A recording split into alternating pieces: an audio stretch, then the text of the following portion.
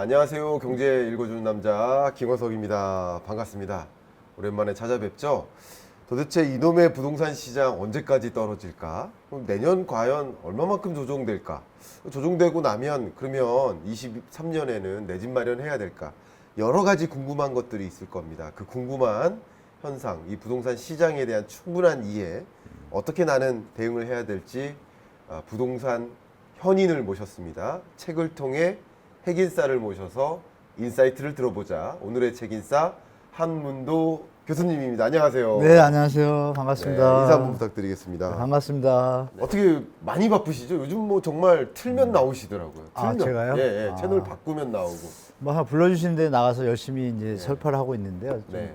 많이 나오는 것 같긴 합니다. 제가 봤던. 예. 그만큼 지금 현재 이 부동산 시장을 먼저 잘 전망해주고 네. 예측해주셨고, 네. 지금 일어나고 있는 부동산 현상을 제대로 설명해주시기 때문에 그렇지 않으실까. 굉장히 바쁘실 것 같습니다. 예, 좀 불러주신다 좀 많긴 합니다. 예전보다. 네, 그래서 네.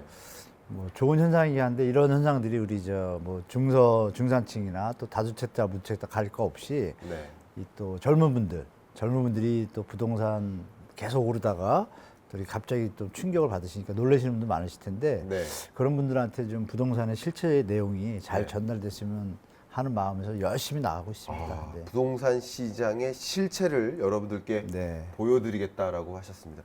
제가 우리 한문도 교수님하고 그래도 몇 년간 알아오면서 예, 예. 배워오면서 제가 참 존경하는 인물인데 제가 받았던 그 선물이 갑자기 떠오릅니다. 아, 그래요? 그 꿀단지 한번 아, 네네네. 아, 네, 꿀이 좀 사연이 네. 있습니다. 예. 어떤 그 지리산 산청에인데요. 거기 예. 꿀 굉장히 좋은 꿀을 주셨어요. 네, 지리산 산청인데 거기에 이제 그 주인장이 네. 저희 족보 체제로 조카뻘인데 나이는 저보다 2살 많고 예. 이름이 한문형 사장이에요. 그래서요. 근데 그분이 이제 한문형 사장님 꿀이 감사합니다. 너무 좋으니까 네. 이제 드시라고 이래가지고 이제 제가 잘 받아서 네. 저만 먹기 아까워서 이제 교수님도 제가 선물 그럼 제가 드렸던 거죠. 교수님 통해서 네. 한 몇 개 좀 사야겠습니다. 사서 좀 선물 좀 해야 그거는 좀 약간 거부하더라고요. 선물은 또 안 되고. 네네, 그냥 제가 봐서 그냥 드려라 뭐 이런 분위기니까 너무 그냥 감사합니다. 주시거든요. 네네. 제가 갑자기 꿀이 생각난 게 교수님을 한 몇 년 동안 배워왔는데 네네. 오늘이 가장 젊어 보이세요. 아, 제가요? 예, 나이를 거꾸로 보시는 것 같아요. 이건 편집될 수도 있는데 아니, 제가 정말요? 요새 좀 비비도 좀 바르고 그럽니다. 술을 많이 먹으면 이게 예. 또 얼굴이 벌거지잖아요. 아, 그래서 시청자분들을 위해서 네. 요즘 자꾸 우리 딸이 바르라 그러더라고요. 그래서 조금 바르고 있습니다. 요새. 그래서 얼굴에 꿀을 좀 바르셨나 하는 생각이 들어서 갑자기 훅 던져봤습니다. 일단 다 알고 계시겠지만 네네. 책인싸에는 처음 출연하셨으니까 네. 자기소개나 뭐 여러 가지 포부나 여러 가지 요청드리려고 하는데 네. 저희 특별한 공통 코너가 있습니다. 아, 예. 삼행시로 여쭙습니다. 아, 삼행시. 아, 네네. 그래서 아마 삼행시를 준비해 주셨을 것 같은데 아, 되게 어렵더라고요. 가끔 제 이름이. 어떤 분들은 이제 오글오글하다고 하시는 분들도 계시지만 아, 네. 또 좋아하시는 분들도 많으니까 한번 네. 여쭤보도록 하겠습니다. 제가 먼저 가겠습니다. 네. 한문제가 저력은 어떠한 문제가 국가에 닥쳐올지라도 도원결의보다 강한 한민족의 민족성으로 헤쳐나갈 것이다. 이렇게 했습니다. 너무 숙제를 주셔가지고 해봤습니다. 감사합니다. 너무 감사합니다. 그러니까 이 참 어려운 경제 국면, 그죠? 네, 맞습니다. 복합 위기 시대 아닙니까? 네, 맞습니다. 뭐 하나 좋은 게 없어요. 네. 네. 뭐 고물가, 고금리, 고환율, 무역 수지 적자 뭐 이렇게 어려운 국면인데 지금 한문도 교수님의 이 삼행시에 따라서 네. 우리가 잘 헤쳐나가고 이겨냈으면 하는. 우리 항상 뭐 잘 극복해 왔으니까요. 네. 네. 또 좋은 미래가 올 거라고 저는 확신합니다. 왜냐하면 우리 젊은이들이 네. 제가 개인적으로 만나보면 정말 성품도 바르시고 네. 정말 지식은 저희 때 뭐 PC 배울 때 이만큼 알고 있다 그러면 지금 제가 보니까 한 4-5배의 능력이 있어요. 근데 그거를 우리 기성세대들이 네. 좀 잘 이렇게 좀 배려해서 좀 같이 잘 갔으면 좋겠습니다. 그래서 젊은 분들한테 약간은 죄송한 마음이 좀 많이 있습니다. 그래서 우리 교수님하고 열심히 노력해서 우리 젊은이들이 살아야 대한민국이 산다 이런 생각으로 열심히 말씀드리고 있습니다. 네. 제가 한번 질문드린 게 저도 이 책을 열심히 봤는데요. 아, 네. 주제 더 위험한 미래가 온다. 예. 여러 전문가분들이 오셨고 또 그렇죠. 저랑 너무나 가까운 분들도 계시고 네. 또 이 책인사에 출연하신 분들도 계시고 앞으로 또 출연하실 분도 많은데 더 위험한 미래가 온다. 네. 이 주제로 책을 기획하고 또 집필하게 된 계기가 있으실 것 같아요. 일단 이 젊은 분들, 우리 또 말이 젊은 분들이지 지금 40대 분들을 네. 생각할 때 나이가 40인 분들이 우리 금융위기를 계산하면 12년을 빼면 네. 스물 몇 살밖에 안 되는 거예요. 그러네. 예, 예. 근데 그때는 남자분들 같은 경우는 군대 갔다 와서 막 사회생활 할 때고 또 여자분들은 결혼 준비나 이렇게 뭐 사회활동하다 바쁘다니까 부동산에 관심이 없다가 조금 사회에 대한 개념을 알아가실 때 부동산이 그때부터 오르기 시작하는 거를 네. 거의 7, 8년 동안 보셨잖아요. 맞아요.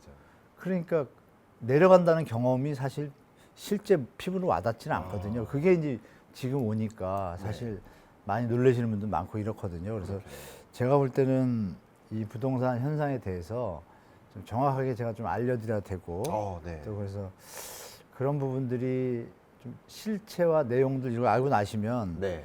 부동산의 어떤 앞으로 어떻게 시장이 흘러가는지도 체크하실 수도 있고 우리 책인사를 통해서 만든 이유는 뭐냐면 실체 내용을 전달해 드려야 되는데 네. 방송에서는 약간 제약적인 부분이 있잖아요. 맞아요. 그래서 또 실제로 위기가 닥치신 분들 네. 그리고 이 미래가 계속 위험한 상태가 되는 건 아니지 않습니까? 네. 그래서 그것이 일시적으로 끝나고 어느 지점에서는 살아날 것이고 어느 네. 타임 사이클이라 그러나요? 그렇죠. 그런 부분에 대해서 좀 많이 알려드리겠다 싶어가지고 네. 이제 저도 이제 집필진으로 참여하게 된 겁니다. 너무 좋은 말씀이시고요. 본격적으로 그 구체적인 이야기 또 방송에서 많이 다루지 않은 그런 이야기 지금부터 시작을 해볼 텐데 네네. 시작에 앞서서 예. 일단 미니 강연을 요청드리고자 합니다. 미니 가겠요? 네. 아. 3분간 미니 강연이고요. 그 주제는 부동산 시장 네. 더 위험한 미래가 온다. 자, 네. 3분 미니 강연 저희 앞에 보시고 음. 청해 드립니다. 박수 부탁드립니다. 네. 네, 안녕하세요, 시청자 여러분. 일단 부동산이란 것은 우리 의식주를 받쳐주는 필수적인 제재입니다. 근데 부동산이 상승하려면 한 국가에서 인구가 늘어야 되고, 그 다음에 경제 성장이 있어야 되고, 소득이 늘고, 지금 마지막에 소득이 분배가 돼야 됩니다. 그럴 경우에는 부동산의 가치는 오르게 되어 있습니다. 전 세계적으로 역사적으로 다 증명이 되어 왔고요. 다만 현재 대한민국의 시점은 어떤 시점이냐면 다른 나라와 달리 70, 80년대에 등장한 파생 상품의 영향으로 인해서 금융권에서 부동산을 자본 투자 대상으로 변질시키기 시작한 시대가 이제 파생 상품이 나오면서부터입니다.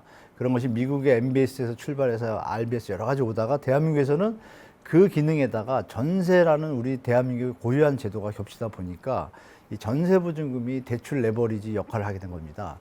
그러다 보니까 여러분들이 잘 아시는 갭 투자의 붐이 일어나게 됐고 코로나가 겹치면서 유동성이 겹치다 보니까 원래 실질적인 내재 가치보다 너무 강력한 자본 수익을 위한 어떤 마케팅과 붐이 일어나게 된 겁니다. 쉽게 말하면 과대 평가가 되기 시작한 것이죠. 그것이 이제 버블로 지금 형성이 된 시점이고 여러 가지 지수를 볼 때 지금 말씀드린 기본적인 사항, 소득, 경제 성장 상태, 소득 분배, 인구 이런 모든 면에서도 지금 약세 분위기로 돌아가는 시점에서 결정적으로 전 세계 여러 가지 다양한 그 위기 신호들이 뭐 중국 사태, 러시아, 우크라이나, 미국의 자체적인 문제들이 드디어 이제 폭발하는데 대한민국은 그동안 거품이 껴 있었잖아요. 그 거품이 껴 있는 것이 이 위기 속에서 전세 대출 레버리지가 제일 중요하다고 제가 말씀드렸는데 이분들은 자기 소득 중에서 일부분을 대출 이자로 내서 전세를 계시던지 만약에 주택을 사신 분들은 또 주택 대출 이자를 부담하면서 살고 계셨는데 갑자기 물가가 오르고 금리가 오르면 대출 이자 부담금이 더 나가게 될 것이고 그 다음에 또 생활비가 더 나가잖아요. 그럼 결론적으로 원래 본인의 자산 관리의 소득 수준에서 오바되는 형태가 되죠. 그럼 결국은 파산에 이르게 됩니다. 이것이 연쇄적으로 일어날 가능성이 지금 도래하고 있는 것입니다. 그래서 위험한 미래가 오고 있습니다.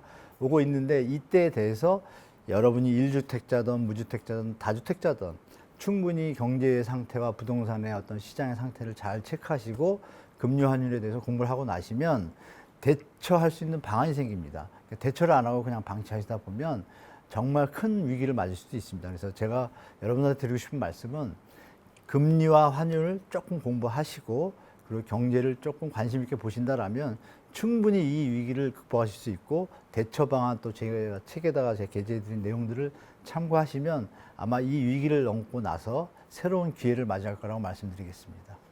3분 미니 강의 어떻게 해야 됩니까? 자꾸 그러셔놓고 이렇게 명강의를 울림 있는 명강의를 남기시면 어떡해요? 저는 그렇게 생각하지 않습니다. 정말 위험한 미래가 온다라고 주제를 던져드렸고 위험한 네. 미래가 온다라고 판단하고 계신데 그럼에도 불구하고 우리가 어떤 준비를 하느냐에 따라서 그걸 이겨낼 수도 있다라는 네. 그 해안이나 의지까지 전달해 주셔서 네. 너무나 좋고요. 그래서 저는 지금부터 본격적으로 이어지는 네. 이 북토크가 굉장히 기대가 됩니다. 아, 네, 네. 저도 배우는 말씀 마음으로 여쭙도록 할 텐데요. 네. 먼저 총론입니다. 총론적으로 어쨌든 이 문구 중에 제가 명확하게 본 게 향후 몇 년간은 부동산 시장에 큰 조정장이 올 것이 확실한 상황으로 보인다. 예. 라고 명확히 쓰여져 있습니다. 네. 자, 왜 그렇게 판단하고 계신지 그 근거를 좀 여쭤보도록 하겠습니다. 일단 뭐 다양한 뭐 지표들에서 일단 나타나는데요. 일단 그동안의 과거에 역사는 되풀이된다고 하지 않습니까? 네네. 과거에 이제 대한민국이 이제 해방하고 해방하고 나서 우리가 대한민국 태어나고 나서 70년 동안 압축적 성장을 해왔잖아요. 네. 그럼에 비해서 이제 외국들, 해외들은 뭐 100년, 200년의 역사들이 있지 않습니까? 네. 그런 역사 히스토리를 다 점검해 보면 결론적으로 어떤 경제 침체가 자본주의의 기본적인 속성이 이 확장과 침체가 이어지지 않습니까? 그렇죠. 사이클이 항상 예. 반복되고 그 사이클들을 조사해 보면은 최소가 15개월에서 24개월로 좀 나타나고 있고 네. 그리고 이제 대한민국만 봤을 때는 우리는 위기가 이제 1970년대하고 네. IMF, 글로벌 이렇게 세 개가 제일 크잖아요. 그렇죠. 근데 글로벌하고 IMF를 계산해 보면 그때 저희가 부동산 침체가 예. 내려왔던 시기가 다른 국가들의 히스토리에 비해서 좀 깁니다. 그래서 제가 보니까 IMF 때는 한 1998년에 딱 터지고 나서 한 4년? 네. 그 2002년도부터 네. 노무현 정부 들어부터 올라왔거든요. 그래서 4년 정도 갔거든요. 네. 일단 외부 요인이 내부 요인이었죠. 글로벌 금융위기는 외부 요인이긴 하지만 결국 내부에도 전달이 되는 충격인데 그거는 또 한 7년을 갔어요. 네. 2008년부터 해서 2012년도까지 갔으니까 부동산 13년 초까지. 조정기가요? 네. 그러면 그 기간이 다른 나라에서 다른 나라에 비교해 보면 길어요, 대한민국이.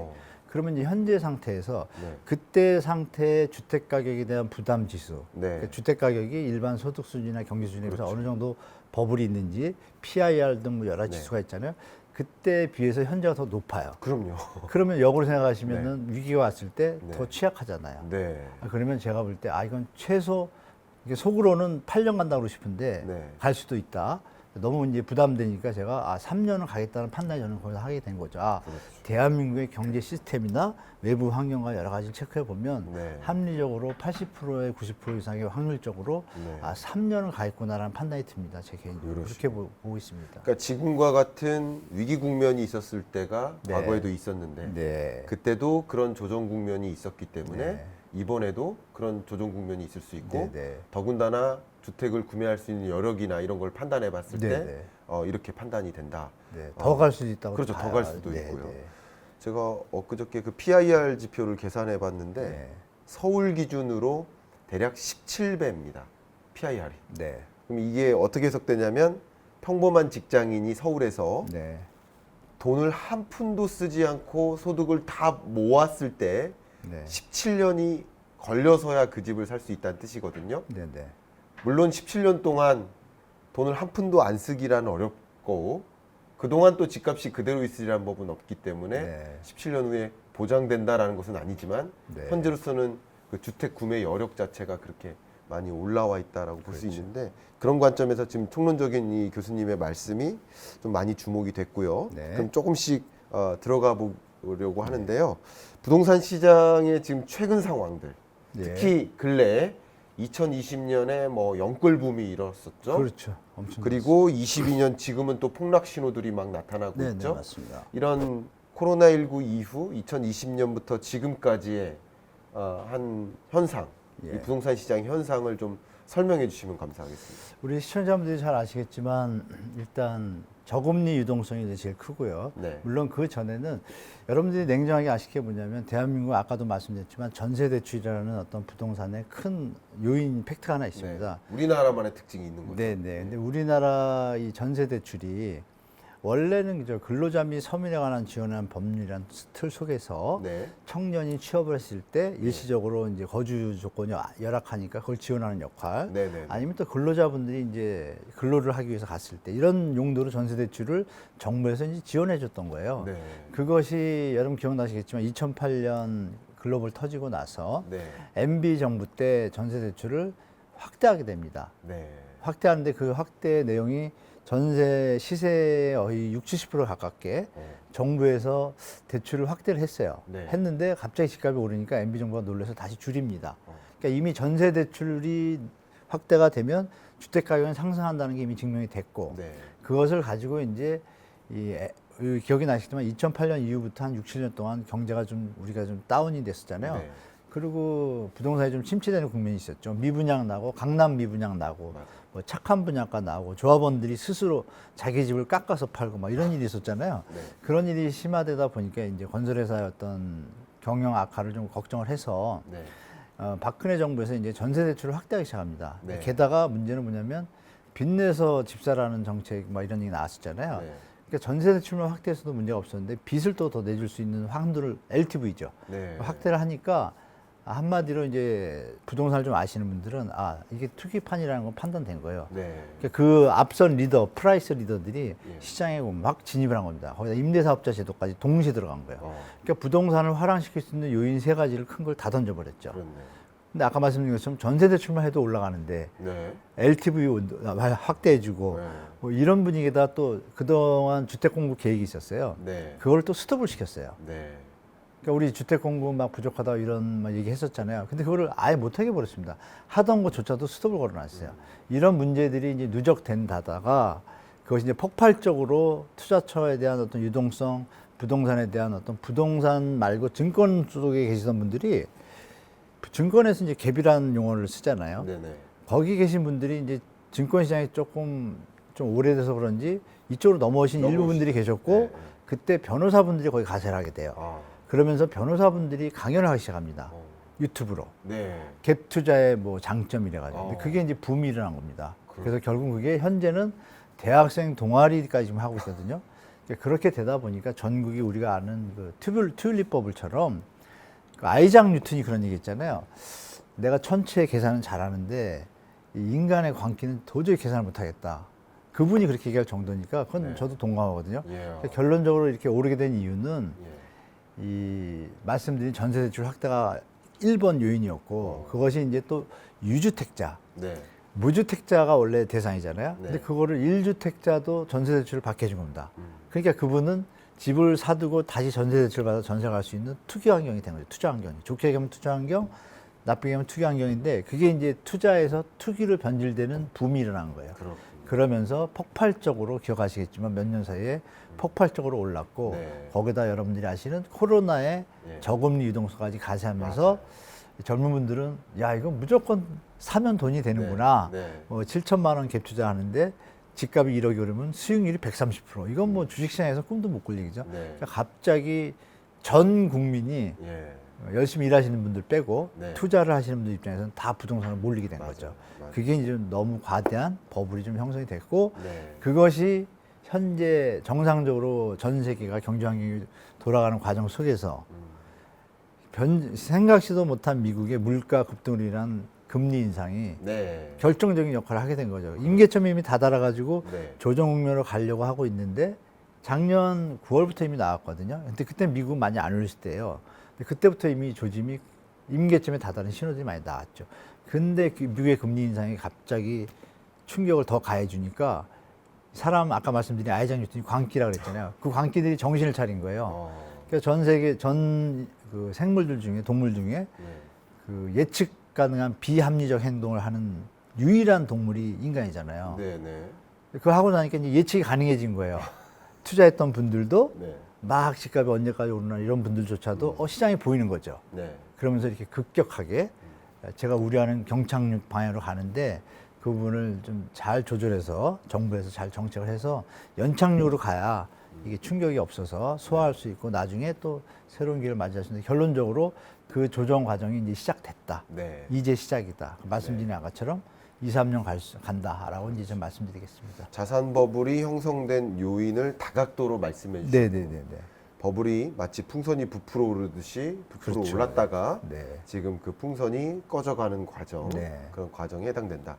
그러면 이제 본격적으로 22년 끝자락 또 23년 네네. 앞으로 이어질 뭐 1년, 2년, 3년 그 동안에 이 부동산 시장은 또 어떻게 움직일까? 지금까지의 모습을 설명해 주셨으니까 예. 앞으로는 어떻게 갈까? 이런 부분이 또 네. 궁금해집니다. 네. 그래서 좀 본격적으로 좀 네. 여쭙고자 하는데 책을 보니까 5대 부동산 시장 지표로 본 네. 시장 방향 예측이 예, 있습니다. 예. 네. 결국은 많은 분들이 이런 책을 보고 앞으로 네. 부동산 시장이 어떻게 움직일까라는 것을 생각하는 그 이유는 전망하기 위한 거죠. 예, 예. 전망이 있어야 적절한 투자 의사 결정을 할 수 있으니까 내 집 마련도 투자라고 본다면 맞습니다. 자 그래서 그 5대 지표를 가지고 말씀을 네. 좀 여쭙고자 하는데 예. 그 5대 지표 중에 첫 번째가 거래량을 강조하셨습니다. 네, 맞습니다. 좀 상세한 설명 부탁드립니다. 일단 뭐 시청자분들도 아시겠지만 주식시장에서 거래량이 수반되지 않는 주식의 상승은 네. 기술적 반등이 그치고 꺼질 거라고 다 알고 계시잖아요. 네. 다 이미 알고 있는 사실이 부동산 시장에도 적용됩니다. 그렇군요. 근데 다만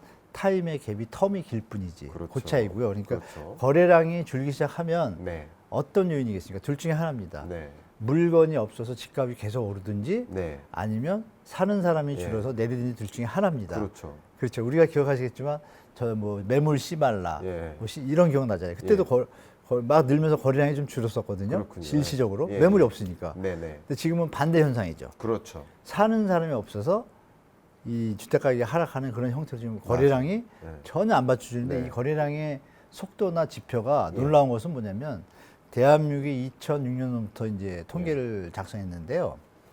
이 2006년부터 지금 하면 한 16년, 17년 되잖아요. 네.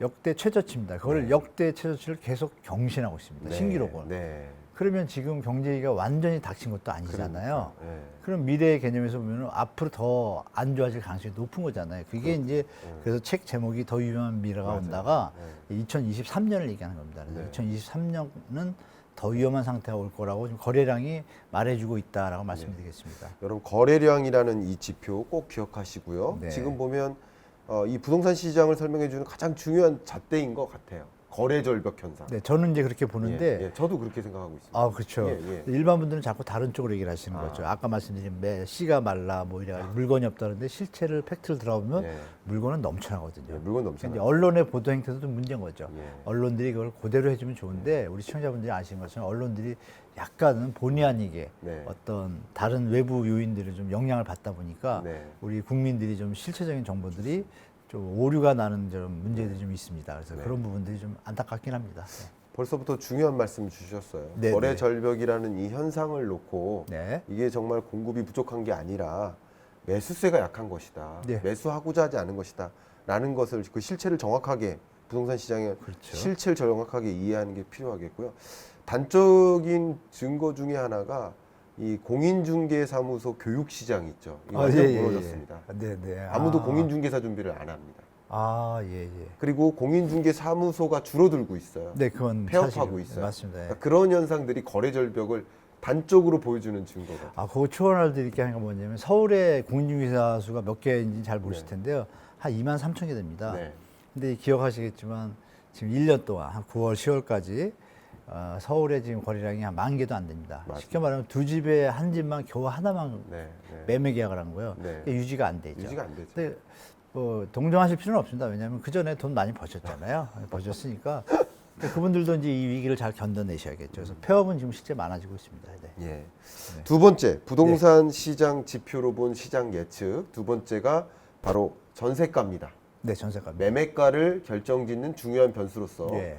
예, 맞아요. 전세가 굉장히 중요한 요소죠. 네, 아까 설명 말씀드렸죠. 한번 부탁드립니다. 일단 예를 들어 3억짜리 집이 하나 있다고 가정할게요. 뭐 아파트 이런 걸 떠나서 예를 들어 3억짜리 집이 있어요. 네. 그러면 보통 시세가 1억이나 1억 5천에 형성돼 옵니다. 네. 보통 소득 개념과 가처분수도 다 계산해 보면. 그런데 정부에서 그 소득 중에 일부를 이자가 저금리일 경우에 전세 대출을 만약에 2억 5천을 해준다고 가정을 할게요. 네. 3억짜리 집인데 그렇죠. 갑자기 2억 5천을 해준대요, 정부에서. 네. 근데 이자도 저리로. 네. 그럼 저리로 하면 2억 5천, 1억에서 1억 5천이 늘면 1억 5천에서 1%면 15만 원이거든요. 네. 12달 나누면 한 10만 원 정도 됩니다. 예. 그러니까 웬만하면 부담 가능한 선인데 네. 중요한 것은 이제 여기서 발생을 하죠. 우리가 잘 아시는 갭 투자. 예. 이분들이 갭 투자를 해가지고 그럼 갭이 작잖아요. 벌써 아까는 1억 5천이었는데 투자하려면 예. 근데 갭이 5천으로 줄니까 그렇군요. 5천만 원을 여러분들이 잘 아시는 뭐 마통 신용만 해도 할 수가 있잖아요. 네. 근데 그것이 5천을 투자해서 5천이 오르면 수익률이 100%잖아요. 그렇네요. 어떤 일이 벌어지냐면 한 지역에 대해서 약간 투자를 넘어선 투기성 가진 분들이 프라이스 리더 역할을 하는 분들이 일단의 지역에 대해서 매집을 합니다. 매집을 하고 공인중개사한테 동시에 우리 집 다 3억에 아까 3억이었잖아요. 네. 집값이 3억이었고 2억 5천이니까 네. 그러면 다음에 투자하는 사람은 어떻게 되냐? 3억 5천으로 집을 올렸다. 네. 그럼 아까는 투자하려면 1억 5천이 들어갔는데 3억 5천으로 올려도 1억으로 주는 거예요. 투자하는 입장에서. 네. 그러니까 갭 투자를 먼저 하신 분들은 그렇게 해서 값을 올려놓고 먼저 나가죠. 네. 이단 분들은 또 어떻게 하겠어요? 다 같이 또 전세 대출이 오르기만 바라는 거예요. 그렇군요. 그러니까 정부의 눈길만 본다. 전세 대출이 만약에 또 3억 5천 집값이 되는데 3억까지 준다 그럴게요. 집값이 어떻게 될까요? 4억 가죠. 그게 이제 대한민국의 몇 년간 저 박근혜 정부 때부터 이게 좀 베이스로 잡혀 있습니다. 그래서 이런 사례를 말씀드리면 충분히 아실 거예요. 인천 일부 지역의 신도시들 막 이제 들어간 적들, 이기 신도시 있잖아요. 그쪽 지역에 실합니다. 초등학교 나오신 어르신이 계세요. 근데 집이 몇십 개예요. 네. 그분은 전세 대출 확대나 규제 얘기만 나오면 잠을 못 잡니다. 이미 본능적으로 우리 시청자분들 제가 말씀드려서 아시겠지만 전세 대출이 어떤 역할을 하는지가 그분들은 이미 아신 거예요. 체험적으로. 그렇죠. 요번에 막 그저 붐이 일어날 때도 60, 70대 분들이 제일 많이 샀어요. 네. 이런 부분을 생각하실 때 결론은 이런 게 이제 핵심적인 문제다. 그래서 전세가가 그런데 내려간다 어떻게 되겠어요?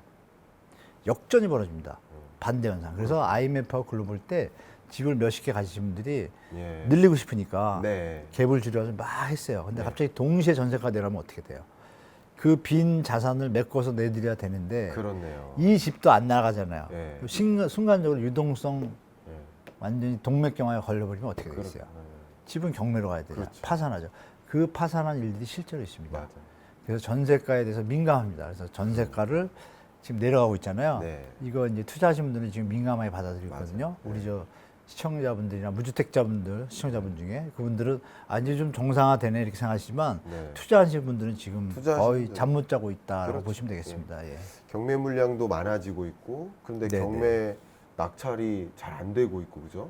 낙찰가가 계속 떨어지고 있고, 맞습니다. 네, 그런 현상들도 전세 시장을 가지고 이 매매 시장을 좀 예측해 볼 수 있는 네네. 그 근거를 말씀 주셨고요. 저도 너무나 중요하게 생각하는 거, 어쩌면 요것만 보셔도 된다라고 말씀드릴 때가 있는데, 네네. 그 세 번째가 미분양입니다. 예. 예, 말씀 한번 부탁드립니다. 기억나시겠지만 서울에 청약 경쟁률이 뭐 다 몇백 대 1 막 이러지 않았습니까? 그런데 작년 여름부터 현상이 있었습니다. 이제 독립군 아파트라고 해요. 네. 근데 그 값이 갑자기 미분양이 났는데 뉴스에 안 나다가 수유역 근처에 있는 무슨 아파트가 200세대짜리가 분양가를 11억을 했습니다. 네. 그런데 처음으로 대규모 거의 뭐 미분양이었으니까요. 네. 대규모 미분양 사태가 났어요. 그리고 지금 15%로 할인해서 지금 분양 중입니다. 네. 근데 지금도 아직 안 팔렸습니다. 그렇다면 둘 중에 하나잖아요. 네. 집이 모자라고 난리 나던 그런 어떤 분위기 속에서 네. 갑자기 집이 남아요? 그것도 새 집이? 예. 그럼 가격이 문제거나 예. 다른 현상이 문제인데 그럼 결론은 나오잖아요. 예. 가격이 문제구나. 그렇죠. 근데 내렸는데도 안 팔려요. 예. 근데 중요한 건 뭐냐? 여기서 끝나는 것이 아니라 이런 현상들이 지금 계속 나오고 있습니다. 그러니까요. 지금 서울에서 연속적으로 지금 나오고 있거든요. 네. 뉴스에 좀 잘 안 나오는데요. 네. 고민들입니다. 네. 건설회사들이. 근데 네. 지방은 또 그동안 작년까지 미분양이 거의 없었어요. 근데 지금 뭐 울산, 뭐 부산 할 거 없이 네. 더 무서운 건 뭐냐면 이 미분양 사태가 네. 내년에 이제 심각해질 겁니다. 네. 분양하는 물량이 많거든요. 올 연말부터. 그래서 이 미분양이 늘어나는 얘기는 뭐예요, 여러분? 집이 남아돈다는 얘기잖아요. 맞아요. 왜? 값이 비싸서 우리가 과일을 안 사 먹는 것처럼 비싸면 안 산다 이게. 그러면 그 매도자 입장에서 어떻게 되겠어요? 싸게 팔을 수밖에 없잖아요. 네. 그럼 주택 가격은 하락한다는 얘기죠. 맞아요. 그러니까 미분양이 늘어나면 늘어날수록 네. 주택 가격이 하락하게 돼 있다. 네. 이렇게 정리하시면 되겠습니다. 여러분들 제가 중간에 코멘트를 드려보면 지금 이 세 가지 지표까지 말씀하셨는데 네. 이런 지표의 흐름을 보면서 계속 하락하겠구나 아니면 이제 상승세로 전환되겠구나 이런 것을 확인하시는 근거로 삼으시라는 뜻을 네, 이렇게 맞습니다. 전해드리고요. 네, 네. 미분양 주택이 계속 줄었었거든요. 2020년, 네, 21년. 맞습니다. 네, 맞습니다. 그 기간에 부동산 매매 가격이 폭등한 겁니다. 폭등했죠. 근데 미분양 주택 건수가 역사상 가장 낮은 수준으로까지 조정됐었어요. 맞아요. 그렇다가 다시 급반등하고 있는 거예요. 네. 이것은 가격의 하락을 보여주는 신호죠. 선행인 신호죠. 계속 미분양 주택이 쌓여 나가면 가격은 조금 후행적으로 그렇죠. 조정될 수밖에 없죠. 네, 맞습니다. 그러니까 아직도 미분양 주택이 계속 쌓여 나가는데 가격은 아직도 더 떨어질 일이 남아 있다라고 네, 신호를 네. 포착하시면 도움이 될 것 같습니다. 역시 정리 너무 잘해서 감사합니다. 너무 말씀을 잘해 주셔가지고 네 번째가 바로 경매 지표입니다. 앞에 예, 잠깐 말씀하셨지만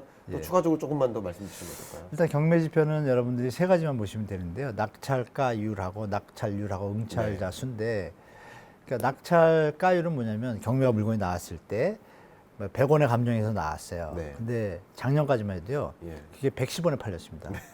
경매 가격이 100원인데 110원에 팔렸어요. 네. 근데 지금은 어떠냐면 90원에서 80원대로 내려왔습니다. 음. 그다음에 낙찰률이 있어요. 여기서 네. 중요한 게 뭐냐? 그 작년, 재작년에는 낙찰률이 거의 100%였습니다. 맞아요. 여기서 중요한 건 뭐냐면 지금 110원 가던 것이 네. 과대해서 팔리던 것이 경매 시장에서 90원 내려왔다냐. 100원보다 싸졌잖아요. 네. 중요한 건 뭐냐? 아까 100개가 다 팔렸는데 경매가 나오면 지금은 물건이 100개가 나왔잖아요. 10개라고 가정할게요. 편하게. 10개가 나오면 2개만 낙찰됩니다. 네. 8개는 경매 시장에서 참여자들이 네. 쳐다 안 봅니다. 네. 왜? 그럼 비싸단 거죠. 그렇죠. 더 내려오란 얘기죠. 네. 네. 2개는 뭐예요? 이거 신규가 아니라 네. 저번에 유찰된 거. 계속 유찰된 게 유찰된 게 90%니까 계산 딱 나오잖아요. 가격이 폭이 벌써 10, 20, 30%가 갭이 벌어졌잖아요. 그럼 네. 그분들은 누구냐? 일반 투자를 하고 나서 돈을 벌고 여유 있는 사람들이 그 경매 투자를 합니다. 네, 그렇죠. 그럼 이분들은 시장을 아시겠죠. 네. 그러면 선 매도를 하겠죠. 네. 기존의 주택은. 네. 이게 시장에 들어오겠죠. 네. 그러면 경매 지표가 중요하잖아요. 근데 예. 경매 지표가 이렇게 나빠졌어요. 서울은 지금 낙찰률이 말씀드린 대로 진짜 20%대로 나왔기 때문에 여러분들이 시장 이제 이게 본격적으로 가게 되면 경매 물건은 좀 늘어나는 거 말씀하셨잖아요. 이게 연체를 하고 나면 바로 물건이 안 나오잖아요. 금리가 계속 올라가니까 연체가 많이 됐다. 그러면 지금은 이런데 지금도 낙찰이 안 돼서 10개 물건이 나오면 2개만, 2-3개만 주인을 찾고 나머지 못 찾잖아요. 그럼 또 내려갈 거 아니에요. 그렇죠. 그런데 이제 경매 어떤 현상이 딱 되면 은행에서 경매를 법원에까지 붙이는데 보통 6개월 걸립니다. 네. 그럼 6개월 되면 더 많은 물건이 나오겠죠. 그렇죠. 그러면 정말 물건은 넘쳐나고 살 사람은 주는 현상이 벌어지면 그게 이제 바로 제가 더 위험한 미래가 내년이라고 정리해 드린 겁니다. 그래서 경매 지표가 상당히 중요하다. 네. 그래서 이게 지금 안 좋아지고 있다, 지표가. 그래서 하락의 근거로 삼았습니다. 여러분 충분히 이해하셨을 것 같고요. 네. 마지막 5번째 지표입니다. 택지 네. 지정 공급 혹은 착공 물량. 네. 이걸 왜 봐야 되는지 한번 말씀 부탁드립니다. 지금 작년, 재작년만 해도 우리가 공급 부족이라고 난리가 났었잖아요. 네. 정권이 바뀔 정도로. 네. 집값은 폭등하니까. 네. 근데 지금 그 얘기가 좀 조용하죠. 네. 조용한데 아무 얘기가 없죠. 왜냐하면 기존 주택도 지금 매물이 남아있거든요. 넘치는 않으니까. 네. 그러니까 정부에서는 사실 경착륙을 막기 위해서는 공급 속도는 조절해야 돼요. 그렇죠. 그런데 중요한 건 속도를 조절하면 어떤 문제가 생기냐면 지금 3기 신도시 같은 경우에 공공택지가 지금 한 88만 원 확정이 돼 있고 네. 또 나중에 더 지정돼서 진도가 나가면 한 120, 140까지 갑니다. 140만 네. 원.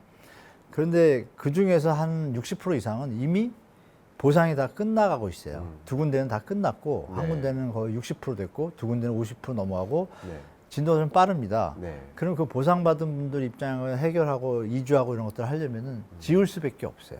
그렇죠. 근데 근데 이 상황에서 지금 물건이 나온 것도 안 사는데 새로 나오는 물건들은 어떻게 돼요? 항상 분양가 기준을 삼을 때 기존 주택 시세의 80%, 70% 개념이거든요. 지금 내려간 값이 폭등한 값에서 좀 내려왔는데 이거보다 새 아파트가 더 저렴해요. 네. 그러면 소비자들은 선택의 폭이 두 군데가 돼버리잖아요. 그럼 기존 주택은 또 밀리는 거예요. 그럼 네. 기존 주택은 또 하락할 가능성이 높잖아요. 근데 보니까 내년, 후년 물량이 많이 나오는 거예요. 네. 네. 그러니까 이런 부분들이 또 착공 물량도 많아지고요. 네. 작년, 재작년 착공 물량이 많았거든요. 네. 네. 서울 올해 또 입주 물량 많아요. 이런 물량들이 현재 시장 상황에 더 가시하게 되는 거죠. 악재로 부동산에. 네. 그러면 부동산은 하방 압력을 많이 받게 되잖아요. 그래서 내년엔 본격적인 하락이 이제 시작되겠다라고 저는 이제 말씀드리고 있습니다. 너무 좋은 지표들을 정확하게 제시해 주셔서 네. 이런 것들을 좀 유념하면서 부동산 시장을 진단하고 예. 언제까지 하락할 것인지라는 것을 판단해서 의사결정하는데 참조가 될 거라고 생각이 됩니다. 이제 네. 이 책인사의 공통 질문 시간입니다. 아, 네네. 예. 공통 질문 시간이 굉장히 어떠실지 모르겠지만 예. 날카로운 질문을 아, 준비했습니다. 그런가요? 어우. 네. 그래서 좀 너무 날카로운 것 땀 좀 같은데. 흘리실까 아, 하는 네, 마음으로 네, 네, 제가 어쩌면 악플러의 마음으로 아, 공격적인 예. 질문을 한번 드려보고 아, 네. 네, 어떻게 답변하시는지 좀 들어보도록 네, 하겠습니다. 알겠습니다. 지금 제시해 주신 이 5가지 지표 너무 훌륭하고요. 네, 네. 저도 100% 동의하고 네. 있습니다. 자, 근데 지표나 데이터를 분석하시면서 부동산 시장을 전망하시지 않습니까? 네, 네, 네. 저도 마찬가지입니다. 네. 자, 그건 저도 알 수 있겠는데 이 구독자 여러분들 입장에서 봤을 때 네. 아니 그 전문가분들이니까 그리고 하시는 일이 그거니까 분석하고 데이터 보시고 하시지만 네. 이 일반 독자 입장에서 나 다른 일이 이렇게 바쁜데 바쁘시죠. 근데 그 5가지 지표를 어떻게 내가 다 챙겨보면서 시장 예측할 수 있습니까? 네. 드립니다. 아, 요즘 유튜브가 많이 발전됐잖아요. 네. 그러니까 조금만 찾아보시면 됩니다. 어. 조금만 찾아보셔서 부동산 하락 이유 네. 뭐 몇 가지 저뿐이 아니라 여러분들이 하실 거예요. 그렇죠. 그거 한 3개만 보시면 네. 딱 보통 요새 10분짜리 많이 찍잖아요. 네. 그 30분 투자하시면 됩니다. 뭐 공부하실 필요 없고 어. 그분들 얘기 편하게 들으시고 네네. 또 상승론자도 계시잖아요. 네. 그분 얘기도 들으시면 그 정도 판단은 충분히 우리 시청자분들이 하실 거예요. 그래서 네. 제가 볼 때는 권해드리고 싶은 거는 네. 요즘 언론은 약간 과도기인 것 같아요. 네. 팩트 위주로 가는 것이 아니라 약간 외부 압력으로 네. 변질된 기사들이 많은 것 같아요. 특히 부동산 분야는 네. 별로 믿지 마시고 차라리 유튜브 네. 좀 양음약 쪽 보셔가지고 2편, 2편, 4편, 40분 네. 투자하시면 제가 볼 때는 충분히 앞길에 대해서 좀 보이실 거라고 좀 말씀드리겠습니다. 당황하실 줄 알았는데 하나도 당황 안 하시고 바로 말씀 잘해 주시네요. 네. 감사합니다. 그래서 여러분들이 지표를 직접 분석하시는 건 아닐지라도 예. 다른 뭐 채널이나 아니면 뭐 책이나 이런 여러 네. 가지 도구들을 활용해서 이 5가지 지표를 좀 주시하셔라라는 거죠. 네. 직접 데이터를 네. 분석하시기보다 저도 그 조언 잘 이해했고요. 네. 다음 2번째 예. 날카로운 질문입니다. 네. 왜냐하면 저도 매년 경제전망서를 내고 예, 있고 잘 보고 경제전망서에 있습니다. 예, 이 교수님. 부동산 전망 파트가 있습니다. 네, 그래서 알겠습니다. 근데 저도 이제 다 선행 지표 가지고만 판단하고 있어서 네. 공급량은 예를 들어서 인허가 건수가 어떠니까 공급은 네, 어떨 거야 맞습니다. 이런 식으로 예. 수요는 이러니까 어떨 거야 이런 식으로 네. 해서 진단을 하고 있는데 저는 감히 이제 한 1년 이상을 보기가 어렵겠더라고요. 그 지표 네. 때문에. 아. 그래서 저는 역시 23년에 거품 수축이라는 표현을 썼어요. 부동산 시장을 역시. 예, 부동산 시장을 제가 정의를 내린 거예요. 교수님 이렇게 신조어를 너무 잘 만드세요. 아니, 야, 저 예전에도 네. 변곡점, 그 예, 터닝 포인트 너무 멋있게 맞습니다. 말씀하셔서 예. 감동받았는데 감사합니다. 오늘 또 좋은 말씀 만들어 그렇죠. 주시네요. 오, 그 거품 수축 예, 좋습니다. 23년 전망서에 그렇게 적혀 있습니다. 그 주제가 네. 거품 수축의 기간이라고 예, 예. 보고 있습니다. 네. 거품이 생겼다면 거품이 수축되는. 그렇죠, 당연히. 그러니까 붕괴까지는 아니라고 생각하고 있어요. 붕괴까지는 왜냐하면 아니다. 네. 붕괴라는 단어는 20년 코로나19 이전, 그러니까 20년 1월 혹은 2019년 12월 그 가격 밑으로도 떨어져야 붕괴가 되지 않을까. 왜냐하면 20년부터 계속 상승했고 네, 네. 21년 중반 그 정도 가격까지 떨어진다라는 느낌으로 네. 그건 수축이다. 네. 23년을 놓고 말씀드린 거예요. 예, 맞습니다. 그래서 24년, 5년을 제가 볼 능력이 없어서 그렇게 말씀을 드리고 있는데 자 이제 질문 드립니다. 그런데 어떤 근거로 4, 5년 정도의 최소 3년 정도의 예, 예, 예. 조정이 이어질 것이다라고 하셨는지 굉장히 중요한 질문을 드립니다. 일단, 왜냐하면 만약에 1년 동안 조정만 있다라고 한다면 네. 그 내년은 집을 사야 될 시점인 거고요. 네. 근데 3년 정도의 조정이 있다 그러면 내년이 아니라 내후년 그 네. 후년을 기다리면서 그때 집을 내 집 마련이라도 네. 해야 된다는 거잖아요. 네. 내 집 마련의 시점이 1, 2년 정도 달라지잖아요. 네, 맞습니다. 그런 면에서 왜 그렇게 판단하고 계신지 중요한 질문 한번 던져보겠습니다. 일단 거시적으로 보면 일단 소득 수준이 안 받쳐주면 네, 대출을 확대해서 집을 사는 방법밖에 없잖아요. 그렇죠. 집값이 올라 있으니까. 네, 근데 이 대출이라는 부분이 내년부터 일시적으로 끝나지 않는 중장기적. 네. 기억나시는 여러분들이 2008년 글로벌 금융위기가 터졌잖아요. 네, 터지고 나서 전 세계가 이거 문제가 있구나. 네. 거기에 핵심이 뭐냐면 과다한 대출이 이 위기를 일으켰다라고 결론이 모아진 거예요. 네. 리먼 브라더스 사태 자체가. 네네. 그러면 적정한 대출이 돼야만 금융기관들이 투명해지고 건전해지고 경제 활동이 안정적이겠다라고 다 협의를 한 겁니다. 그래서 네. 바젤이라고 스위스 바젤이라는 도시가 있는데 그 도시에 이제 국제금융협약기구가 있지 않습니까? 네네. 거기 모여서 G20 막 기억나시잖아요. 네. G20 때 많이 갔잖아요. 뭐 이명박 대통령께서도 많이 날라가지고 왔다 갔다 여러 번 하셨습니다. 그러면 예. G20에 모여서 한 얘기가 뭐냐면 기후, 환경, 온도 변화 뭐 이런 거 하면서 핵심은 그거 같지만 네. 이 금융기관에 대한 네. 앞으로 협약을 어떻게 할 것인가 정하는데 그 결론이 났습니다. 네. 나가지고 그걸 시행하기로 한 때가 원래 2020년이었는데 네. 코로나가 터졌잖아요. 네. 늦춰가지고 네. 내년부터 하는데 그 내용의 핵심이 뭐냐? 네. 은행들이 금융위기가 터졌을 때 뭐냐면 소득이 상한 능력이 없는 분들을 대상으로 대출을 해준 거예요. 마. 대출을 해준 이유는 핵심은 이게 좀 놀라운 얘기지만 네. 그 대출을 해준 은행들에 대해서 네. 여러분들이 기억나시는 파생상품, 제가 초대에도 말씀드렸지만 MBS라는 이런 문제들이 이제 버블을 일으키는 원동력이라고 그랬잖아요. 그 MBS를 발행한 것을 갖다가 보증을 문제가 생겼을 때 네. 정부 기관이 있습니다. 예. 미국에서조차 그 터질 때. 네. 그걸 믿고 무작위로 막 해준 거예요. 소득 상한이 대출 능력이 없는 분들, 상환 능력이 없는 분들을 네. 해주던 것이 무작위로 하다가 부실 이제 물건들이 생기면은 처리를 해야 되는데 이걸 또 묶어가지고 풀링이라는 시스템을 해서 다른 뭐 이 섹터 넘기는 여러분들이 잘 아시는 분도 계시죠. 뭐 CDS 이쪽으로 넘기고 CDO를 만들어서 넘기고 이런 과정이 있었어요. 네. 그러니까 거품을 숨기고 계속 가는 거죠. 거품 뭐예요? 소득을 벌어서 이자를 못 내는 경우가 발생하면 조정이 돼야 되는데 금융기관들 입장에서는 팔 때마다 수수료가 수익이 생기니까 이쪽 시장에서 이걸 무시하고 좀 눈 감고 간 겁니다. 그게 터진 거거든요. 네. 그 결론은 뭐예요? 적당한 대출만 하자가 바젤3 협약의 핵심입니다. 근데 그것의 핵심 중 내용 중이 자기 자본을 충분히 갖춰라. 네. 그다음에 네. 유동성 커버리지 비율이 두 가지 큰 분야인데 네. 유동성 커버리지 비율을 계산할 때 네. 항목에 DSR이 들어가 있습니다. 아. 그럼 DSR은 뭐예요, 여러분? 많이 들으셔서 아시잖아요. 네. 네. 내 부채 중에 내가 버는 소득이 100원이면 50원은 못 넘게 하는 게 적정한 DSR이잖아요. 전체적으로. 소득 대비 원리금 상환 비중. 그렇죠. DSR. 정확히. 그러니까 너무 역시 이거를 관리하라. 교수님 이거죠. 화이팅. 예. 소득이 없으면 원리금 상환액을 부담이 늘리지 마라. 이 되니까. 뜻인 그렇죠. 거죠. 네, 맞습니다. 예. 그러니까 대출액이 준다는 얘기잖아요. 네. 그러면 예전처럼 우리가 그동안 전세 확대, 빚내서 집 사라 이런 시절이 올까요?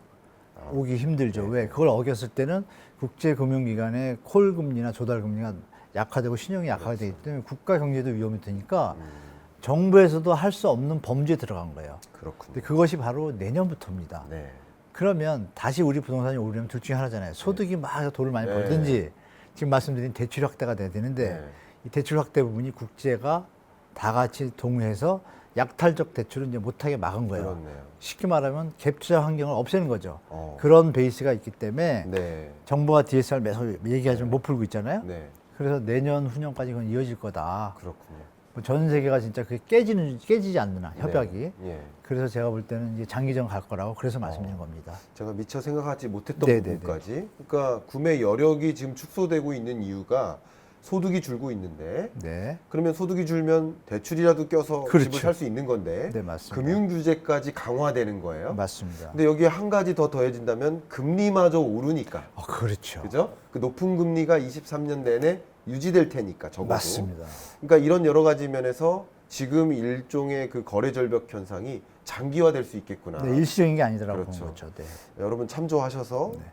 좋은 내 집 마련 혹은 투자 의사 결정 하시면 어떨까 생각이 됩니다. 시간이 뭐 한 2시간 잡고 싶은데 벌써 너무 많은 시간이 가서 중요한 질문을 중심으로 좀 네네. 가도록 하겠습니다. 부동산 조정기라고 하셨잖아요. 네. 그죠? 조정기입니다. 네. 자, 그럼 이 조정기에는 우리가 어떻게 대처를 해야 될까? 아까 3분 미니 강연에서도 말씀하셨는데 네네네. 대처를 하셔야 된다. 그 대처에 대해서 이미 이 책에서 제시를 해주셨어요. 네.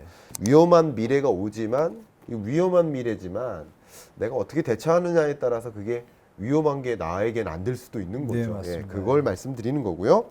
그래서 첫 번째 무주택자 어떻게 네. 해야 됩니까? 일단 지금 고민이 많으실 텐데요. 지금은 살 때가 아니라는 건 다 아실 거고 네. 그러면 간단합니다. 일단 미국 금리가 내려가는 시점에 그때 시장을 돌아보기 시작하는데 네. 그 사이에 청약들을 받으시려고 준비했던 분들이 많이 계시잖아요. 네. 청약은 이제 대출이 좀 되니까 확보가 정부에서 정책적으로. 네. 근데 이제 집값이 자꾸 내려가니까 이거 네. 내가 9억에 분양을 받았는데 네. 7억이 되면 손해보는 그렇죠. 판단이 드니까 예. 주저하고 고민하고 계세요. 그렇죠. 그래서 그거에 대해서 제가 이제 시나리오별로 이제 가이드를 드린 건데요. 네. 이렇게 생각하시면 됩니다. 집값이 여러분이 생각하시기에 예. 내려가면 얼마나 내려갈지 예측을 할 수 있잖아요. 본인이. 네. 네. 그러면 지금 분양받는 주택 가격이 있을 거고 동네 지역에 그렇습니다. 새로 분양하는 청약을 이게 1번이잖아요. 네. 기존 주택은 언제까지 내려갈지 모르니까 지금 네, 판단이 네. 안 되고. 근데 새로운 주택은 분양받으려고 마음을 먹었다가 나타난 순간 이 두 개가 이제 혼동이 되는 거죠. 그렇겠네요. 지금 다들 그러실 거예요. 예, 그럴 때 예. 이것을 가지고 이거 집값이 10% 오를 때 예. 그리고 똑같을 때 예. 마지막은 내릴 때인데요. 내릴 그렇죠. 때는 조금 더 붙여서 10% 내릴 때, 20% 네. 내릴 때, 30% 내릴 때, 그럼 네. 다섯 가지가 되잖아요. 네. 다섯 가지 딱 놓으시면 네. 이 새로 분양받는 청약주택에 대해서 아 이건 새 집이고 네. 아 그러면 이것보다 무조건 분양가가 낮으면 근데 여기만 30% 내려왔다. 네. 그것보다 이게 분양가가 더 높다. 아. 그럼 이때 맞춰보시는 거죠. 그렇죠. 이것의 갭의 차이가 네. 내가 감내하거나 받아들일 수 있는 수준인 것인가요? 음. 그러면 이제 아 이건 해야겠다는 건데 네. 만약에 저번에 미분양 난 것처럼 네. 이거는 기준을 볼 때 더 내려갈 것 같고 내가 차라리 기존 주택을 사는 게 날 정도로 값이 높아요. 네. 그럼 그 분양을 안 받으셔야겠죠. 네. 그래서 거기 수요역처럼 이제 분양을 안 받는 게 나타난 것처럼 네. 가격 시나리오를 네 개 정도를 놓으시고 다섯 개죠. 네. 상승, 유지, 하락에서 하락은 좀 더 경매수를 10%, 20%, 30% 놓고 계산을 딱 한번 해보시면 답이 딱 나와요. 그러면 청약을 할지 말지에 대해서 고민하지 마시고 네. 접근하시면 되고 그다음에 아까 말씀 올린 경매 시장이 이제 물건이 좀 나올 겁니다. 그래서 경매 좀 어려워하지 마시고 공인중개사분들이 경매 대리 행위를 네. 할 수 있는 그 자격이 있어요. 네. 동네에서 오래되신 분들, 특히 10년 네네. 이상 하신 분들, 예. 뭐 신규 하신 분들 말고 예. 그런 분들 찾아가셔가지고 내가 경매에서 집을 사고 싶다 하면 어느 정도 99% 정도까지는 안전한 거 그걸 좀 추천해 주십니다. 그럼 좀 이런 저렴하게 살수 디테일한 있고. 팁까지. 네, 그렇게 네. 그렇게 대처하시면 좋을 것 같습니다. 시나리오를 짜고 그 시나리오에 따라서 합리적으로 선택을 네, 네, 하셨으면 좋겠습니다. 자, 그다음 네. 자가 점유 비중으로 보면 이 서울 기준으로는 50%가 조금 안 되죠. 네. 근데 뭐 전국적으로 보면 50% 이상이죠. 어쨌든 맞습니다. 예. 대략 반 정도가 예. 자가인데 1주택자인데 자, 1주택자는 어떻게 됩니까? 1주택자 중에 뭐 좋은 집에 사시는 분들은 뭐 별 준비를 안 하셔도 되고 유지만 하면 되는데 네. 이제 아기들이 커가지고 조그마한 아파트에 사시다가 빌라에 사시다가 좀 넘어가야 되는 분들 있잖아요. 네네. 뭐 방 필요하고 요즘은 그렇죠. 아기들이 방 안 주면 박탈감을 느끼는 시대가 돼버리니까 부모 입장에서 많이 고민스러울 텐데 네.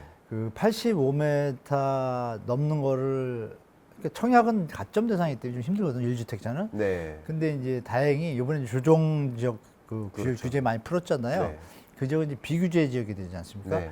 그럴 경우에는 85m 초과 예. 주택은 100% 추천입니다. 아, 1주택자도 할 수가 있습니다. 그렇군요. 처분 조건부라는 걸 달아가지고 그러니까 네, 네. 작은 집은 팔고 갈 수 있는 조건도 일시적 1주택자들을 대상으로 한 분양인 거죠, 그러면? 네네 집이 하나 있어도 충분히 가능하다 그렇죠. 이거죠.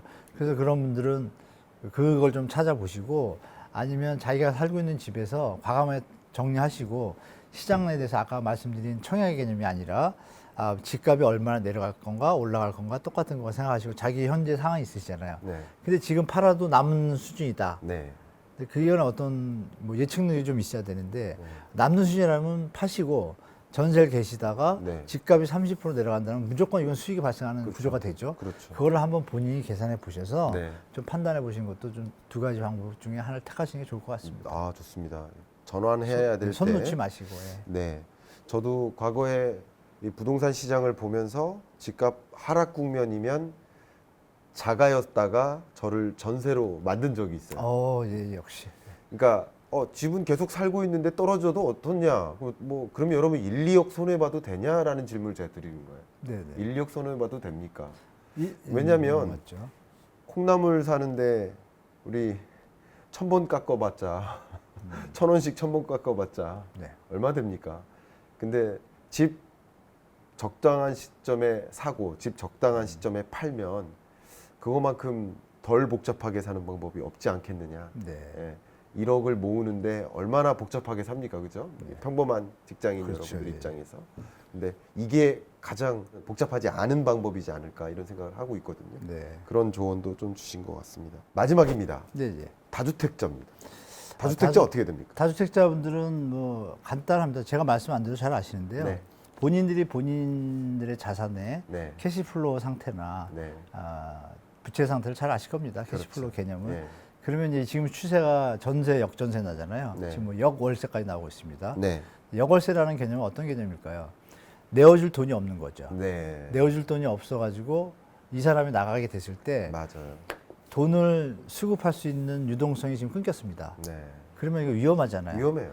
그런 분들이 글로벌 금융위기 때 막 10개씩 하신 분들이 파산했습니다. 왜? 네. 일시적으로 물려오는 자금 그 유동성을 그럼요. 확보할 길이 없거든요. 지금 할 수가 없죠. 이제 환경 자체가 네. 대출도 그렇고 그런 파산입니다. 네. 그러니까 미리 욕심을 줄이셔서 네. 이런 분들은 그러니까 네. 쉽게 말하면 대출의 위험도가 높으신 분들은 아까 말씀드린 1주택자처럼 시나리오를 잡으셔서 그러시죠. 20% 내리면 무조건 파산이구나 계산 나오잖아요. 네. 그러면 지금 조금 늦었지만 네. 제가 작년부터 말씀드렸고 조금 늦었지만 여기서 만약에 집을 4개를 처분한다. 그러면 손익의 개념 조금이라도 남다라면 나머지 반을 유지해 나갈 수 있는 자산이 생기잖아요. 유동성이. 네. 이렇게 헤쳐나가지 않으시면 무조건 파산할 가능성이 높습니다. 그래서 그분들은 정말 심각하게 고민하시라고 좀 말씀드리고 싶고 네. 두 번째 어떤 파트가 있습니다. 두 번째 파트는 뭐냐면 여유 있는 분들이에요. 네. 다주택자인데 여유 네. 있는 분들은 뭐 제가 말씀 안 드려도 네.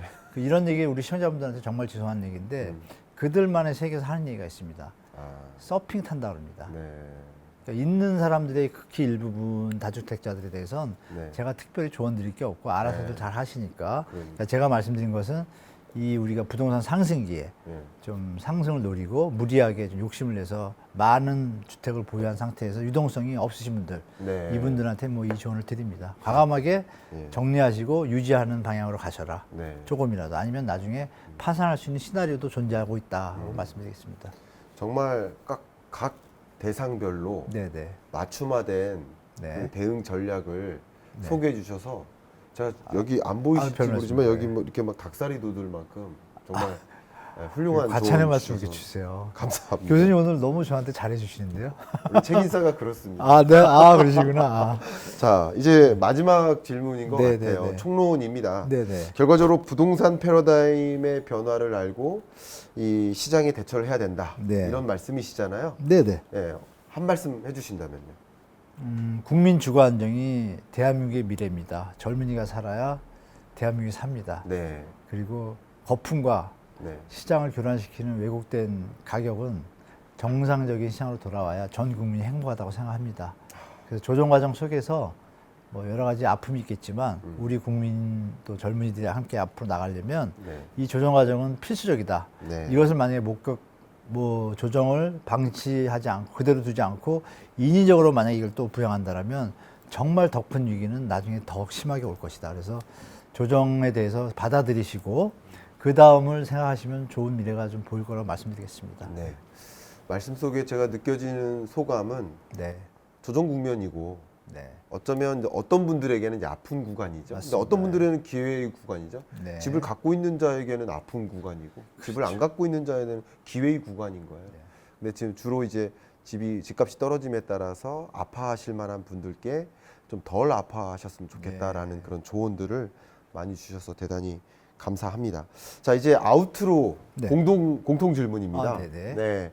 저는 미리 생각을 안 해오고요. 일부러 네. 1시간 동안 대화를 나눠서 예, 예, 예. 그때 느껴진 제가 생각하는 책인싸 네. 그분에 대한 평가를 좀 이렇게 해보고 있거든요. 네네네. 그래서 김광석이 생각하는 한문도, 아, 네. 예. 김광석이 생각하는 한문도는 네. 한갈량. 계속 저는 말씀하시는 내내 제갈량이 떠올랐어요. 아, 왜요? 그러셔서요. 그래서 감사합니다. 정말 부동산 제갈량이시다. 네네. 예. 현인이라는 닉네임이 있으시지만 네네. 정말 현명하게 여러분들께 부동산 시장을 정확하게 진단하고 어떻게 대처해야 될지까지 방향성을 제시해주는 현인 제갈량이시다 아이, 하는 감사합니다. 생각이 들었고 그래서 예, 네, 한 감사합니다. 갈량 이렇게 네. 마음에 좀 드십니까? 아, 네, 감사합니다. 네, 네. 제가 과찬이신 것 같습니다. 제가 오히려 감사하고요. 자, 그다음 공통 질문이죠. 네, 책을 통해 전달하고 싶은 메시지 이미 많이 말씀하셨지만 네. 10글자 내로 요약적으로 뭐 5글자도 좋습니다. 10글자 내로 말씀해 주신다면 국민 주거 안정, 한국의 미래. 딱 11자가 국민 됐습니다. 주- 한국 미래 이렇게 쓰겠습니다. 국민 주거 안정 한국 미래. 미래. 국민의 주거 안정이 한국의 미래를 결정한다. 밝혀줄 것이다라는 걸 압축한 얘기죠. 네. 결국 정부 정책도 주거 안정을 위해서 모든 고민을 다 해야 된다. 네, 그죠? 맞습니다. 또 깡통 전세 이거 문제지 않습니까? 그것도 제가 드리고 싶은 말씀이 많은데 네, 시간 관계상 그러니까. 그런데 정부가 그거 알면서 방치하고 있거든요. 그건 그 너무 운동을 조만간에 시작할 겁니다. 책이나 너무 썼는데요. 속상합니다. 네, 조만간에 그 전세 대출 개혁 운동 하려고 하는데요. 우리 젊은 분들을 위해서 네. 얼마나 조금 위안이 될지 모르지만 좀 기성세대 분들이 같이 좀 협조해 주셨으면 부탁드리겠습니다. 이게 부동산 정책이 사실은 보도자료 보시면 아시겠지만 주거 안정 대책이에요. 맞습니다. 예. 그러면 뭐 집값을 올려라 내려라가 문제가 아니라 그렇죠. 이런 국면에서 주거 불안이 심각하게 위축되는 대상이 누군가를 찾아야죠. 맞습니다. 아, 그들을 위한 네. 대책을 마련하는 게 정부가 할 역할인 거죠. 네, 그게 맞습니다. 1번 정책인 거죠. 그러면 가장 중요한 이 주거 불안을 해소시킬 문제의 대상, 그게 깡통 전세 문제인데 이것에 대해서 본격적으로 대책은 지금 안 나와 있고 오로지 규제 완화 이런 방향으로만 생각을 하시니까 뭐 누구에게는 기회고 누구에게는 위협이겠지만 네. 가장 중요한 것은 주거 불안 문제를 어떻게 해소할까 이런 부분에 더 신경을 쓰실 필요가 있지 않을까. 예, 교수님께서 그런 이야기를 이제 이 대화 이후에 또 그런 것들을 끌어가신다고 하니까 여러분 같이 응원해 주시길 좀 부탁드리겠습니다. 자, 이제 아우트로 공통 질문 네네. 나에게 시리즈입니다. 아, 네. 먼저 나에게 부동산이란 이 질문을 드리고 싶습니다. 네. 나에게 부동산은 무엇입니까? 애증의 대상입니다. 애증의 대상. 네. 왜 그러십니까? 제가 30년 정도 됐는데 부동산 접한 지가 네. 그전에 이제 일반 기획 출신이었는데 정말 사랑스러운 부분도 많고요. 네. 이렇게 폭등을 해가지고 네. 온 국민들한테 일부의 대상만 이득이 되고 온 국민이 좀 힘들어하는 이런 걸 보면 정말 증오의 대상으로 바뀝니다. 아, 이게 왔다 갔다 하는데 제가 다시 사랑하는 대상으로 바꾸기 위해서 좀 노력해 볼까 합니다. 네. 너무 말씀 감사하고요. 네. 이제 교수님께 붙은 굉장히 좋은 그 닉네임이 있으세요. 네네네. 저에게는 그게 경제 읽어주는 남자인데요. 네네. 교수님께 붙은 부동산 현인 아주 어울리는 직함이신데 네. 자, 이 닉네임 어떻게 생각하시는지 나에게 부동산 현인이란 저한테 좀 과분합니다. 일단 저는 그냥 팩트만 여러분들한테 전달해 드리고 싶어서 네. 좀 노력할 뿐인데 네. 이렇게 좋게 봐주신다는 얘기는 역으로 말하면 이런 팩트를 전달한 사람이 많이 없었다라고도 볼 수도 있거든요. 그래서 과찬에 닉네임을 붙여주셔가지고 네. 뭐 좀 더 팩트를 우리 저 국민들한테 네. 제대로 전달해서 좀 노력하겠습니다. 너무 과찬에 좀 닉네임 같습니다. 또 교수님께 또 한 번 겸손이라는 것을 배우게 됩니다. 참 그 고지에 올라와 계신 그런 인사분들이 왜 이렇게 겸손하실까 그런 생각을 참 해봤는데 어쩌면 그렇게 이 자리에 오실 수 있게 된 그 과정에는 이 겸손함이 또 밑바탕이 되신 게 아닌가 그런 생각을 해보고 그거 자체가 또 이 울림 있는 인사이트를 주는 모습이지 않을까 생각이 됩니다. 너무 말씀을 좋게 해주시는 것 같아요. 저 좀 부끄럽습니다, 많이. 저도 정말 있는 그대로만 말씀드립니다. 마지막 이 아우트로 질문인데요. 네네. 책인사에 출연하신 소감을 여쭙는 겁니다. 그래서 네. 나에게 책인사란 무엇이다 이렇게 한번 여쭙도록 하겠습니다. 나에게 책인사란 지성 집단이 찾아드는 지성 북카페라고 좀 말씀드리겠습니다. 지성 집단이 찾아드는 지성 북카페. 네. 너무 저는 좋은 그 말씀이시네요. 느낌이 딱 들더라고요. 아, 그냥. 그렇습니까? 네네. 예, 추가적으로 말씀 주신다면 그 책들을 또 선정하시잖아요, 좋은 네. 책들을. 네. 그래서 제가 몇 편 봤는데 네. 핵심도 잘 짚어주시고 시청자분들한테 네. 너무 바쁘신데 이 책들을 근데 그분들이 또 벌써 이제 하나를 보면 알잖아요. 네. 우리가 바닷물을 뭐 마셔봐야 짠 건 아니니까 네. 찍어만 봐도 알잖아요. 네. 그러니까 여기를 들어오신 분들의 평도 제가 좀 봤거든요. 네. 다 이렇게 표현들이 벌써 지성적이세요. 맞아요. 그래서 벌써 여기는 구독자분들도 네. 지성인들이 모이시는 곳이구나. 맞아요. 네. 그래서 와서 이제 교수님 뵈니까 예. 책에 대한 어떤 그거를 뭐 벌써 읽어보시고서 다 정리해 주시고 그걸 또 시청자분들한테 잘 전달해 주고 그러니까 지성인들이 모여서 지성을 토론하는 그런 카페라는 느낌을 제가 많이 받았으면서 너무 좋다. 이걸 제 지인들한테도 네. 좋아요, 구독 뭐 이런 거 있잖아요. 그런 거 좀 전해야겠다는 생각을 제가 처음 해봤습니다 오늘. 그러셨군요. 여러 방송을 나갔는데 네. 교수님이 좀 이 북카페가 정말 북카페가 맞는지 모르겠지만 제 생각은 그렇습니다. 그런 편안한 느낌이 들고 내용이 좋고 너무 또 가고 싶은 카페 이런 느낌이 들었습니다. 너무 감사한 표현이시고요. 많은 분들께서도 정말 이 북카페에 편하게 네, 즐겁게 네, 네. 찾아와 주셔서 이 지식 무료 나눔 행사에 동참해 주시면 어떨까 생각이 되고요. 우리 한문도 교수님의 정말 이 바쁘신데 이렇게 어려운 거림 해주셔서 깊은 심오한 메시지, 인사이트 전해주셔서 너무나 감사하고 제가 정말 많이 배울 수 있는 시간이었습니다. 감사합니다. 너무너무 감사합니다. 네, 감사합니다. 네, 감사합니다.